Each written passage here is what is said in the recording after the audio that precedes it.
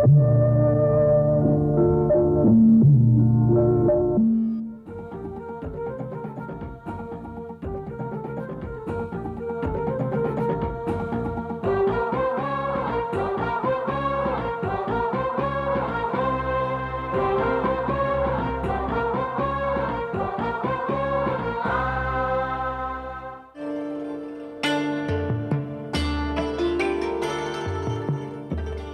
अंक के मेहमान लेखक हैं गिरिराज किशोर। प्रख्यात कथाकार उपन्यासकार गिरिराज किशोर का जन्म 8 जुलाई 1937 को उत्तर प्रदेश के मुजफ्फरनगर शहर में हुआ।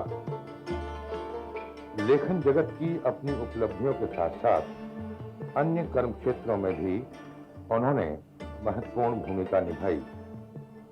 कानपुर विश्वविद्यालय में वे सहायक नियोजन अधिकारी और उप कुल सचिव रहे। आईआईटी कानपुर में वे कुल सचिव थे।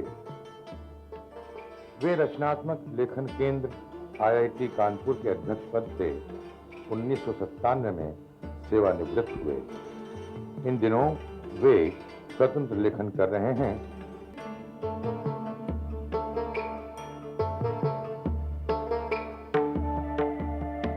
उनके प्रमुख प्रकाशित उपन्यास हैं ढाई घर, जुगलबंदी, चिड़ियाघर, यातना घर, दावेदार, तीसरी सत्ता, यथा प्रस्तावित, परिशिष्ट, असलाह, यात्राएं, अंतर्ध्वंस, अष्टचक्र 2 खंडों में और उपन्यास पहला गिरमिटिया। कहानी संग्रह में हैं नीम के फूल, 4 मोती बेआब, पेपरवेट, शहर दर शहर, हम प्यार कर लें, गाना बड़े गुलाम अली खां का, जगत तारिणी, वल्द रोजी और यह देह किसकी है।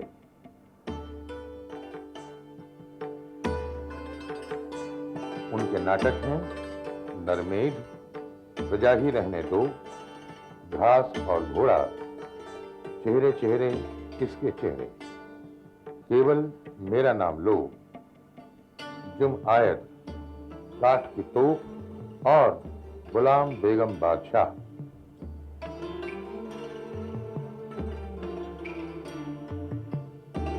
उनके अब तक 4 निबंध संग्रह भी प्रकाशित हुए हैं।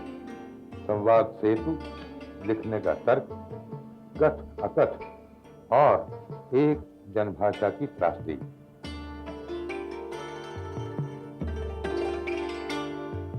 उन्हें अब तक कई महत्वपूर्ण पुरस्कार मिल चुके हैं, यथा साहित्य अकादमी पुरस्कार, उत्तर प्रदेश हिंदी संस्थान द्वारा साहित्य भूषण सम्मान, कैम्ब्रिज इंग्लैंड द्वारा international order of merit gold medal, Uttar Pradesh Hindi Sammelan पुरस्कार और मध्य प्रदेश साहित्य परिषद पुरस्कार आदि। उन्होंने Britain, Germany, Mauritius, Denmark, Trinidad, America और दक्षिण अफ्रीका की यात्राएं की।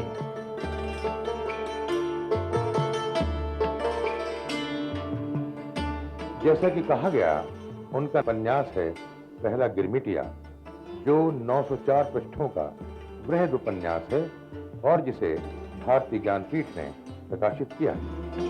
उपन्यास के ब्लर्ब पर छपी ये पंक्तियां गौर करने लायक हैं। इस वृहद उपन्यास के नायक महात्मा गांधी नहीं, मोहनदास है, हमारे जैसा एक आदमी, वह भी एक साला गिरमिटिया, लेकिन रोजी रोटी के लिए दक्षिण अफ्रीका गया था। वो पहला गिरमिटिया था जो बैरिस्टर भी था और कुली भी। उसने दक्षिण अफ्रीका के दूसरे 5 साला गिरमिटियों को साथ लेकर उनकी मुक्ति का बिगुल बजाया था, जिसमें हिंदू, मुसलमान, ईसाई, पारसी, सब एशियाई शामिल थे।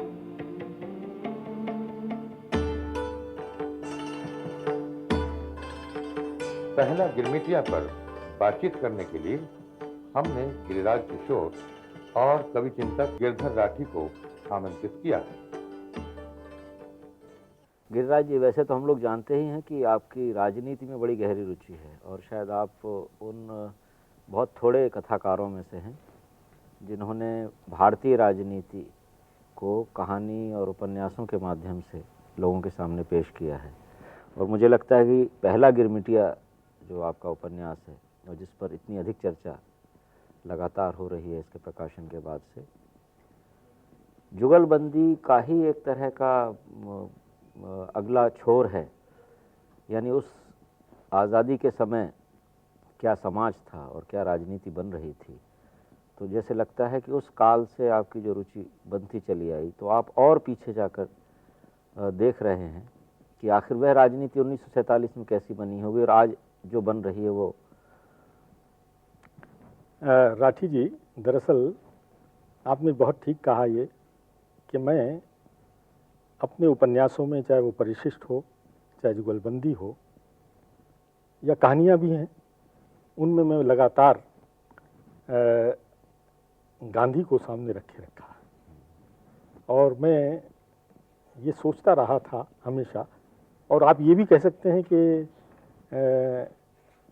इस उपन्यास को लिखने की वो एक प्रक्रिया थी या मशक्क़त थी, कुछ भी आप कह सकते हैं, लेकिन ये निश्चित रूप से है कि मुझे गांधी ने बचपन से ही पकड़ लिया था। मैं आपको एक दो घटना बताता हूँ कि मैंने एक बार गांधी को देखा था। गांधी हरिद्वार रिफ्यूजी आश्रम में जा रहे थे, तो रास्ते में वो रुके थे, तो मैंने तब गांधी जी के दर्शन किए थे। मैं बच्चा था, छठी क्लास में पढ़ता था, तो तब मैंने देखा। फिर दूसरी बार मेरा संपर्क हुआ एक फ़ोटो के द्वारा, जब गांधी जी नवाखाली में थे। हमारे घर में हिंदुस्तान टाइम्स आता था, उसमें एक चित्र छपा कि गांधी जी बांसों के पुल के ऊपर नंगे पैर, सिर के ऊपर तौलिया रखे, 3-4 आदमियों के साथ चले जा रहे हैं। तो उसने मुझे बड़ा आकर्षित किया और मुझे लगा कि ये आदमी, जिसके सारे चेले चपाटे दिल्ली में आनंद मना रहे हैं, खुशियाँ मना रहे हैं आज़ादी के, ये इतना अकेला कैसे चला जा रहा है। तो मैं आपको सच बताता हूँ कि मैंने उस वक्त ये सोचा था कि मैं गांधी के ऊपर उसी परिप्रेक्ष्य में उपन्यास लिखूं। लेकिन दक्षिण अफ्रीका जाने के बाद मुझे लगा कि असली गांधी दक्षिण अफ्रीका। हाँ, दरअसल बचपन में आपने जिस गांधी को देखा था वो तो एक महानायक थे जी, वो तो महात्मा गांधी के रूप में जी थे। जी जी। और आज भी हम लोग जब बात करते हैं गांधी पर तो एकदम जो छवि आती है वो तो वही है, वही आती कि वो तो जैसे कोई चमत्कारी पुरुष जी, हैं जी, जी, जिन्होंने बिल्कुल, बिल्कुल। ब्रिटिश साम्राज्यवाद से हाँ, अकेले दम लड़ाई बिल्कुल। और एक अहिंसक, एक नई किस्म की इतिहास की नई लड़ाई लड़ी। लेकिन जैसे उस समय जो आपकी छवि थी वो एक महानायक वाली थी, एक श्रद्धा भाव वाली थी। तो लेकिन पहला गिरमिटिया में आप गांधी को जहाँ ला रहे हैं वहाँ तो वो एक निहायत अकेले, निहत्थे हैं और एकदम एक दूसरे देश में, दक्षिण अफ्रीका जैसे देश में, जिस पे आधा अंग्रेज़ों का कब्ज़ा है, आधा कुछ दूसरे हुकूमतों का कब्ज़ा है, और जहाँ के कानून ऐसे हैं और जहाँ की व्यवस्था ऐसी है। और बल्कि सबसे बड़ी बात यह है कि वहाँ जो हिंदुस्तानी रहने गए, चाहे वो गिरमिटिया हों चाहे व्यापारी हों, गिरमिटिया माने जो मजदूरी करने के लिए गए, जो 5 साल के गिरमिट के ऊपर जाते थे, वो गिरमिटिया कहलाते थे। तो उन लोगों ने मान लिया था कि जीवन तो यही है, हमको तो ऐसे ही रहना है। बिल्कुल। तो उस गांधी कैसे बने, ये जिज्ञासा आपको किस वक्त महसूस हुई होगी, कब आपके मन में आई होगी कि देखें आखिर महात्मा बनते कैसे, नायक कैसे बनते? कहीं ये तार मुझसे भी जुड़ता है, क्योंकि जब मैं दक्षिण अफ्रीका गया, वहाँ पर हाशिम सिद्धार्थ नाम की एक अटर्नी है और उनकी, गांधी की, मेरे ख्याल से भारत में किसी व्यक्ति की इतनी बड़ी लाइब्रेरी गांधी पे नहीं होगी जितनी उनकी लाइब्रेरी है। उनके पास जो लेटेस्ट बुक्स हैं और पत्रिकाएं हैं वो सब आती हैं। तो एक साहब ने मेरा परिचय कराया, तो उन्होंने मुझसे कहा कि आप मेरी लाइब्रेरी में काम कीजिए। उन्होंने मुझे पैदल चलकर, उनकी गाड़ी पीछे पीछे आती थी, वो पैदल चलकर मुझे गांधी स्थलों को दिखाते थे और ये कहते कि अगर गांधी को तुम्हें देखना है तो पैदल ही चल के देखना होगा। तो काफ़ी उन्होंने मुझे घुमाया और उन्होंने एक बात मुझसे कही कि आपके यहाँ तो हमने एक तराशा हुआ ऐसा हीरा भेजा है जो चमकदार हीरा है, असली जो वो खान आया से था, निकला है। हाँ, खान से निकला हुआ हीरा तो हमारे यहाँ आया था, हमने उस पर पॉलिश की है। तो ये बात मुझे बहुत अपील की और मुझे लगा कि सही बात ये है। फिर मैंने जब उनके बारे में जाना और पढ़ा, इंडियन ओपिनियन में भी वहाँ वो जो अखबार उनकी फाइल्स थी उनको भी देखा और उनसे भी बातचीत की, फातिमा जी से भी बात की, तो मुझे लगा कि ये गांधी तो वाकई असली बात है। फिर दूसरा जो मैं बात कहना चाह रहा हूँ कि आपको मालूम है IIT में जो मेरे साथ 5 साल तक झंझट हुआ, तो मैं वहाँ पर भी एक गिरमिटिया की तरह ही रहता था, एक मतलब उपेक्षित व्यक्ति की तरह से। तो मुझे लगा कि जिस गांधी ने इतना अपमान, अथाह अपमान वहाँ पर बर्दाश्त किया है, देखा है, तो वो कहीं मेरे बहुत नज़दीक है। मुझे उसको उसके माध्यम से अपने आप को भी व्यक्त करना चाहिए। तो मुझे लगा गांधी को मुझे का वही रूप मुझे लेना चाहिए जो मुझसे जोड़ता है, एक भारतीय आम आदमी से जोड़ता है। क्योंकि आम आदमी का यहाँ भी क्या सम्मान है, यहाँ भी कोई आम आदमी का खास सम्मान नहीं है। थोड़ी सी आर्थिक स्थिति हो सकता है कुछ लोगों की बेहतर हो गई हो, लेकिन स्थिति मतलब सम्मान की दृष्टि से वही है। यहाँ पर भी ब्यूरोक्रेसी भी ये सम्मान करती है, राजनीति भी ये सम्मान करती है, मतलब कोई सम्मान देने के लिए व्यक्ति के लिए कोई दरअसल ये दृष्टि आपकी बड़ी अलग और अनोखी भी है एक तरह से, क्योंकि अगर गांधी पर लिखा हुआ पिछला साहित्य हम देखें तो ज़्यादातर कविता हो या आख्यान भी खंड काव्य जैसे लिखे गए हैं, उनमें एक पूजा का भाव ही ज़्यादा है। जी जी, आपने वो पूजा का भाव बिल्कुल नहीं रखा है, आपने उन्हें बिल्कुल ज़मीन पर खड़ा कर दिया है और उनकी अपनी बहुत सारी कमज़ोरियाँ वहाँ जाहिर हो रही हैं उस पूरे जीवन में। बचपन की यादें भी उसमें हैं, उनके कुछ दोस्तों के साथ उनके जो अजीब तरह के संबंध हैं वो सारे भी सामने आ रहे हैं। कस्तूरबा के साथ उनके जो संबंध हैं, बड़े कटु किस्म के अनुभव कस्तूरबा को गांधी जी के कारण हुए। और दूसरी तरफ आपने कस्तूरबा को भी उसका पूरा व्यक्तित्व दिया कि वो गांधी का तुर्की बतुर्की जवाब देती हैं। मेरे ख्याल से अगर कस्तूरबा इतना ऐसा एटीट्यूड ना लेती तो गांधी तराशे नहीं जा सकते थे। कस्तूरबा ने, मैं समझता हूँ कस्तूरबा ने अपने इस तरह के मतलब आमने सामने खड़े होकर लड़ाई करने ने ही गांधी को काफ़ी मतलब सिखाया है। और स्त्री के बारे में पूरे गांधी के जो विचार बनते हैं, शायद वो वही एक आवा है जिसमें तप कर नहीं, आपको याद होगा कि जब वो सत्याग्रह पहली बार करने जाती है और गांधी उससे ये नहीं पूछते कि तुम मतलब सत्याग्रह करने जाओ, ये नहीं कहते, तो कस्तूरबा को बहुत गुस्सा आता है कि तुम दुनिया भर से कहते हो, मुझसे क्यों नहीं कहते, मुझ में क्या कमी है, मैं नहीं। लेकिन दूसरी तरफ देखिए गांधी जी अपने बच्चों के साथ जो व्यवहार करते हैं कि हरिलाल को पढ़ने नहीं देंगे, विदेश नहीं जाने देंगे, उसको सत्याग्रह में लगाएंगे। और नतीजा ये है कि जैसे दिनकर जोशी ने तो एक पूरा उपन्यास ही लिखा, प्रकाश नोपट छावा, गांधी वर्सेस गांधी के नाम से, जिसका नाटक ही बना। तो वो पिता और पुत्र की जो कश्मकश है और दूसरी तरफ पति और पत्नी के रूप में गांधी का जो रूप है, मुझे लगता है कि गांधी जो संघर्ष परिवार में कर रहा था वही संघर्ष बाहर भी कर रहा था। जहां वो संघर्ष अपने बेटे और पत्नी के साथ कर रहा था, वही संघर्ष वो वहाँ की गिरमिटियाओं को लेकर और मतलब वहाँ के भारतीयों को लेकर भी कर रहा था।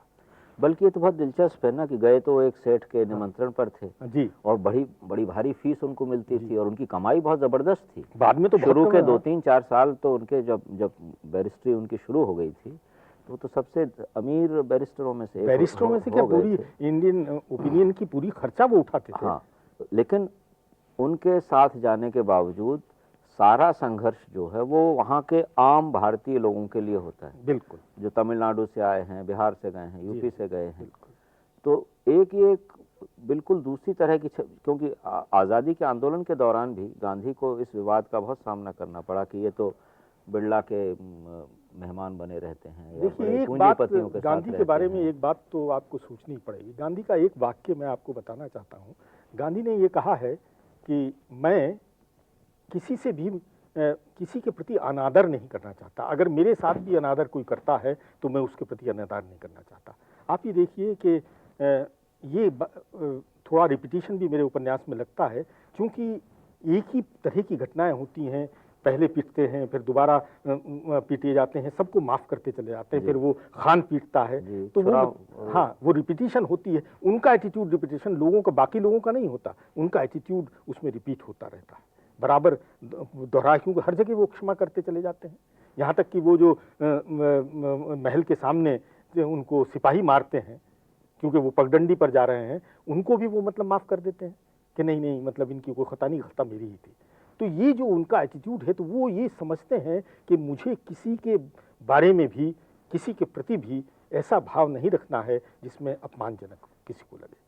तो ये चाहे वो आप इस एटीट्यूड को अगर उनके देखेंगे, इस तरह के व्यवहार को देखेंगे, तो गांधी को आप इंटरप्रेट कर सकते हैं। वो सामान्य आदमी के प्रति भी वो व्यवहार रखता है और व्यवसायी के हाँ, प्रति। दरअसल ये बात बहुत महत्वपूर्ण है, क्योंकि हम लोगों की जो भारत की जो वामपंथी राजनीति रही है, उसने अक्सर गांधी को एक खास श्रेणी में रखा है। नहीं, उन्होंने तो बराबर और कहा दूसरी कि तरफ दक्षिणपंथी जो राजनीति रही है, उसने भी एक दूसरी तरह से उनको एक खास खाने में रखा, बल्कि उसी का नतीजा उनकी हत्या में भी देखा गया। तो उसमें ये समझा गया कि या तो ये धर्म के बारे में कुछ जानते नहीं है। लेकिन इस पूरे उपन्यास की एक बहुत बड़ी उपलब्धि मुझे तो ये भी लगती है कि वो धर्म क्या है और उस धर्म का जीवन में क्या हिस्सा है, क्या उसका योगदान है और क्या भूमिका है। और ईसाई धर्म में एक ईसाई की, इस्लाम में एक इस्लाम की, पारसी के पारसी धर्म में एक पारसी का, और हिंदुओं के विभिन्न संप्रदायों में उनका अपना क्या महत्व है, और जैसे हर कदम पर उनको उससे संघर्ष करना पड़ता है। तो इसकी एक बड़ी गहरी सी समझ इससे आपको शायद लिखते हुए ऐसा आपको भी प्राप्त हुई। मुझे तो मतलब ये लगा कि ये आदमी परिवार के साथ, समाज के साथ, धर्म के साथ, जब उनको मतलब क्रिश्चियन बनाने की पूरी कोशिश की जाती है, उनके जो सीनियर बैरिस्टर हैं वो उनको लेके जाते हैं और उनसे बाद में पूछते हैं कि आप मतलब हमारे धर्म के बारे में क्या सोचते हैं। वो कहते हैं कि आपका धर्म बहुत अच्छा है, जिस तरह से आपके यहाँ प्रार्थना की जाती है, मैं नहीं समझता कि किसी धर्म में इतनी आत्मीयता के साथ प्रार्थना की जाती है। तो उन्होंने कहा कि आप हमारा धर्म क्यों नहीं मतलब में आ जाते। तो उन्होंने कहा कि देखिए बात यह है कि मैं ये मानता हूँ कि जैसे क्राइस्ट ईश्वर का बेटा है, मैं भी और आप भी सब ईश्वर के बेटे हैं। जी जी। और जो मैं गुनाह कर रहा हूँ उसको वो सब मेरे हिसाब में लिखा जा रहा है, मैं उसे क्राइस्ट के हिसाब में नहीं लिख सकता। इस धर्म की समझ के अलावा एक चीज़ मुझे इसमें और नज़र आई, जो जिस पर निश्चय ही आप रोशनी डालेंगे, कि उस धर्म का दैनंदिन जीवन में कितना हस्तक्षेप है। हाँ, इस किताब को पढ़ते हुए शायद मुझे पहली बार गांधी के संबंध में, उनके संदर्भ में, और वैसे भी एक आम मनुष्य के जीवन के संदर्भ में, ये सिर्फ भारत की बात नहीं है। दरअसल भारत को हम लोग धर्मप्राण कह के तो अपने आप को बड़ा गौरवान्वित महसूस करते हैं, लेकिन इस किताब को पढ़ते हुए लगता है कि ईसाई कोई कम ईसाई नहीं है। और ईसाइयों के जो बोअर के जो खास डिनोमिनेशन के ईसाई हैं, और यहाँ जो अंग्रेजों के प्रोटेस्टेंट के अलग डिनोमिनेशन के हैं, वो लोग अपने अपने उसमें अपने आप मतभेद हैं और एक दूसरे से दूरियां हैं। हाँ, और उसका उनके दैनंदिन जीवन में, उनकी राजनीति में, उनके सामाजिक आचार व्यवहार में कितना अधिक प्रभाव है। बहुत प्रभाव। और ये बड़ी भारी लड़ाई लगती है गांधी की। गांधी की लड़ाई देखिए, एक मैं आपको मतलब आपने इसमें देखा होगा उपन्यास में, कभी कभी जब संकट का समय होता है तो गांधी अंतराल में चले जाते हैं। जी, वो मतलब एकदम से आंख बंद कर लेते हैं, मतलब अपने आप को अनुपस्थित कर लेते हैं, और उसके बाद वो कोई निर्णय लेते हैं मुझे क्या करना है। ये गांधी की एक बहुत ज़बरदस्त, उन्होंने अपने प्रति एक तरह का धर्म के आस्था के स्तर पर भी, धर्म के स्तर पर भी, मानवीय मान्यता के स्तर पर भी अपने आप को एक तरह ट्रेन किया उन्होंने। और ये उनका जो अंतराल में चले जाना है, ये एक उनकी बहुत बड़ी पद्धति है अपने आप को संतुलित रखने की और समस्याओं से जूझने की। ये गांधी ने धर्म से प्रेरित भी हैं और मतलब समाज से भी उन्होंने प्रेरणा ग्रहण की। नहीं तो आदमी तत्काल अगर कोई रिएक्शन देता है तो निश्चित रूप से वो ये जानते थे कि वो आक्रोश में भी हो सकता है, गलत भी हो सकता है, और मतलब उसमें निर्णय भी हम बहुत सीधे नहीं ले सकते। और लगता है कि शायद इसी मनन का, चिंतन का, आत्मबल का और आस्था का नतीजा था कि जो चीज़ें बिल्कुल असंभव समझी जाती जी, क्योंकि कानून ऐसे हैं तो हमको ऐसे रहना ही है, कानून बदले नहीं जा सकते, सबने मान लिया था। उन्होंने कानून बदल के दिखा दिया उन्होंने कानून का तोड़ कर दिखा बिल्कुल, दिया बिल्कुल। उसे। तो एक घटना मैं आपको सुनाना चाहता हूँ छोटी सी। उनके एक क्लर्क थे लॉरेंस, जिनका इसमें जिक्र है, जिसने मेहताब के खिलाफ उनसे जाके शिकायत की थी। तो लॉरेंस की बेटी 90 साल की थी, वो बोल नहीं पाती थी, स्टमर करती थी, वृद्धावस्था थी। तो मुझे उनसे मिलाया गया, मैं मिलने गया साउथ अफ्रीका में उनसे, डरबन में। तो उन्होंने 2 बातें मुझे बताई, दूसरे आदमी ने उनको इंटरप्रेट किया। एक बात तो मुझे ये बताई कि जब हम बच्चे थे तो गांधी जी हम बच्चों को लेकर उंगली पकड़कर टहलाने शाम को जरूर ले जाते थे, ये बताया उन्होंने, जो उनका पारिवारिक चरित्र है। दूसरी उन्होंने बात बताई कि जब गांधी को ये लगा कि वो बैरिस्टर हैं, लोग उनसे आते तो हैं लेकिन आत्मीयता से बात नहीं करते और वो उनसे दूर रहते हैं, तो उन्होंने लॉरेंस से कहा कि इसका कारण क्या है। मुझे लगता है जो मैं सूट बूट पहनता हूँ, ये मुझे गांधी भाई तो कहते हैं लेकिन भाई मानते नहीं, और ये भाई मुझे तभी मानेंगे जब मैं इनके स्तर पर आ जाऊंगा। तो मुझे क्या करना चाहिए, मुझे किस तरह के कपड़े पहनने चाहिए। तो लॉरेंस ने उनसे कहा कि यहाँ दक्षिण अफ्रीका है, उनकी तो आप लुंगी पहनिए, और बिहारी और गुजराती हैं, उनकी ये जो कुर्ती है जिसको मतलब वो पहनते हैं आधी बाहों की, वो पहनिए। तो उन्होंने उसी दिन से कह रहे हैं, लॉरेंस इस मामले में मेरा पिता उनका गुरु था, उस लड़की ने, महिला ने बताया मुझे। तो गांधी मतलब हर एक से सीखते थे, और आपको बड़ा आश्चर्य होगा, गांधी ने ग्रो करना कभी बंद नहीं किया अंतिम तक। आप भारत में भी देखिए, जब अंबेडकर से भी उन्होंने बहुत सीखा है। हालांकि अंबेडकर उनके खिलाफ खड़े किए जाते हैं, लेकिन अंबेडकर ने बहुत, बल्कि अंबेडकर और गांधी तो अंतिम वर्षों में बहुत चीजें उनकी एक दूसरे के नजदीक आती हैं, वैचारिक निकटता एक पैदा होती है। अंबेडकर ज्यादा गांधी की तरफ जाते हैं, गांधी ज्यादा अंबेडकर की तरफ जाते हैं। तो एक बहुत बड़ी घटना है, बहुत बड़ी घटना, जो कि अगर संतुलित ढंग से देखी जाए और रचनात्मक उसका उपयोग हो तो शायद एक दूसरी तरह की राज। लेकिन एक चीज मुझे समझ में नहीं आ रही है कि एक तरह से आप देखिए तो हम लोगों ने, हम में से अधिकांश लोगों ने एक तरह से हथियार डाल दिया है जो कुछ हो रहा है, चाहे ग्लोबलाइजेशन के नाम पे हो, चाहे लिबरलाइजेशन के नाम पे हो। स्वदेशी का लगभग निष्कासन है, और हम लोगों ने मान लिया है कि जब तक विदेशी पूंजी और विदेशी पूंजीपति और उद्योगपति यहाँ नहीं आएंगे हम लोग नाकारा हैं। दूसरी तरफ आप देखें कि धार्मिक उन्माद ठीक गांधी के विरुद्ध चल रहा है इस समय, और नए नए मोर्चे खोले जा रहे हैं। पहले तो सिर्फ हिंदू मुसलमान था, लेकिन अब हिंदू ईसाई और हिंदू सिख, हिंदू बौद्ध, जैन और हिंदू, पता नहीं किस किस तरह की और दरारें नई नई देखी जा रही हैं। सामाजिक आचार विचार में आप देखिए तो जो उपभोक्तावाद का पूरा वर्चस्व है, टेलीविजन जो दिखाता है वही हम खाना पीना ओढ़ना पहनना चाहते हैं, वैसे ही नाचना चाहते हैं, वैसे ही खड़े होना चाहते हैं। बिल्कुल। तो ये तो गांधी के एकदम विपरीत माहौल है। तो आप गांधी को क्यों ले आए? मैं गांधी को इसीलिए लाया हूँ कि गांधी के विपरीत माहौल है, और इस माहौल से गांधी ही लड़ सकता है, हम लोग नहीं लड़ सकते। आगे आने वाली जेनरेशन जब इस उपन्यास को पढ़ेगी तो ये देखेगी कि गांधी किस तरह से गांधी बना। लेकिन एक पश्चिमी, व्यापक पश्चिमी धारा अगर आप देखें, और जिस धारा ने पूरे ग्लोब को, पूरी पृथ्वी को एक तरह से, अफ्रीका, एशिया, लैटिन अमेरिका, सब में धारा तो वही की वही है, वैसा ही खाना पीना, रहना, ओढ़ना, बिछाना है। तो लगता है कि अब ये ब्रिटिश साम्राज्यवाद से भी कहीं ज्यादा एक शक्तिशाली शत्रु कहें या कि प्रतिद्वंदी कहें, वो सामने है। कौन आगे आने वाला है? देखिए, न्यायपाल की जो बात आपने कही है, मैं भवानी भट्टाचार्य की किताब पढ़ रहा था, गांधी दी राइटर। उन्होंने उसमें लिखा है कि गांधी की संवेदना और भाषा किसी भी साहित्यकार से कम नहीं थी, और जितना पढ़ा हुआ था गांधी ने वो बहुत कम लोगों ने पढ़ा हुआ था। जी हाँ, सही है। और वो बराबर कोट करते थे अपने भाषण में। बिल्कुल सही है। दूसरी बात मैं आपसे कहना चाहता हूं कि चूंकि आपने मतलब ये पश्चिमी प्रभाव की बात उठाई है, आप देखिए, आपको याद होगा, मैंने कहीं पढ़ा था कि जब प्रेसिडेंट क्लिंटन का ये मामला ख़त्म हुआ, जो उनके विरोध में एक महिला को लेकर किस्सा चल रहा था, जब ये ख़त्म हुआ तो उन्होंने जो भाषण दिया उसमें उन्होंने गांधी का मेंशन किया था। एक देश जो इतने बड़े बाजार का समर्थक है, उसका प्रेसिडेंट गांधी के बारे में कह रहा है कि मैंने अपना देश के सामने पश्चाताप करके गांधी की बात को गहराई से महसूस किया। तो ये बात मतलब कहीं मतलब ये ठीक है कि मतलब एक विरोधी देश मतलब उसके उनके बारे में कह रहा है ये और मतलब जो जिसके लिए देश की गांधी की संस्कृति, गांधी की मान्यताओं का कोई मूल्य नहीं, लेकिन कहीं ना कहीं गांधी उनको भी छूता है।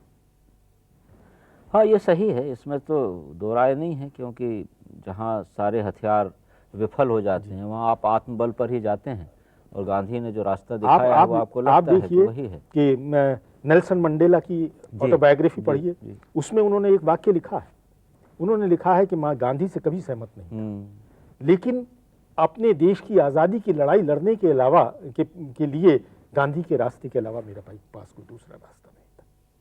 उनसे जब ये सवाल किया गया गांधी ने काले लोगों के लिए कुछ नहीं किया, उन्होंने कहा कि वो कर भी नहीं सकते थे। आप ये क्यों भूल जाते हैं कि हमने अपनी आज़ादी की लड़ाई लड़ना उनसे ही सीखा था।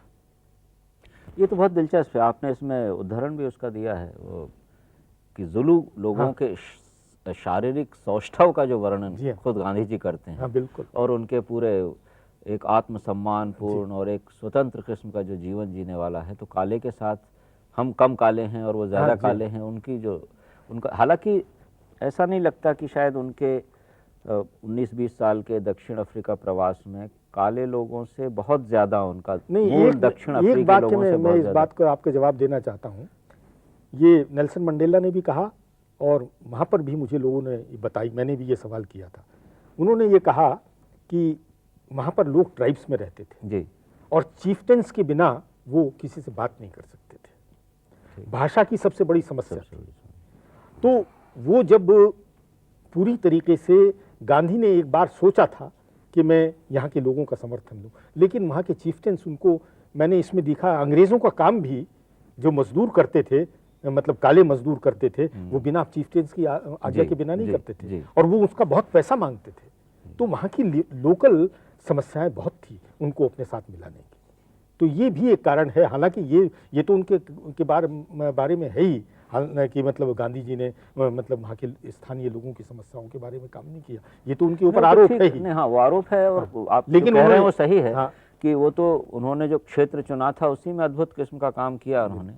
शायद और समय मिलता और वहीं रहे आते तो मुमकिन है कि, लेकिन एशियंस को सबको, चीनी लोगों को भी साथ दिया, सब लोगों को साथ दिया उन्होंने। लेकिन गिरिराज जी, एक विडंबना की ओर मैं आपका ध्यान दिलाना चाहता हूँ, जो थोड़ा सा उस और ध्यान अभी मैंने आपका दिलाया भी था। इस उपन्यास का पहला ही वाक्य बड़ा बांध लेता है, गोरों के सपने थे। तो गोरे जब दूसरे देशों को घेरते थे तो अपने सपने साथ ले जाते थे। गांधी का भी सपना था। हाँ, गांधी गोरों का भी सपना था, लेकिन तो गांधी का किसका सपना बाद में विकसित हुआ?